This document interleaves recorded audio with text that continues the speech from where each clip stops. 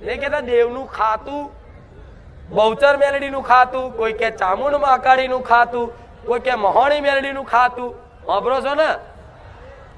માતાના આવા ખાતા હોય, તમારા એડીસી બેંક, SBI બેંક આવા ખાતા હોય, પણ એ ખાતામાં ના ખાતામાં એ ખાતામાં પૈસા ના હોય તો તમે વાપરી શકો? ક્રેડિટ મળે? ના વાપરી શકો ને? તો આ ખાતું તમારા ઘેર ઘેર છે, તમારી માતાનું, પણ મેં ભક્તિ રૂપી બેલેન્સ, દાન રૂપી બેલેન્સ, સેવા રૂપી બેલેન્સ. એટલે માતાઓ છે ને, માતાઓ તો છે પણ એનું ખાતું ખાલી. હવે આ ખાતું ભરવા માટે શું કરવું પડે?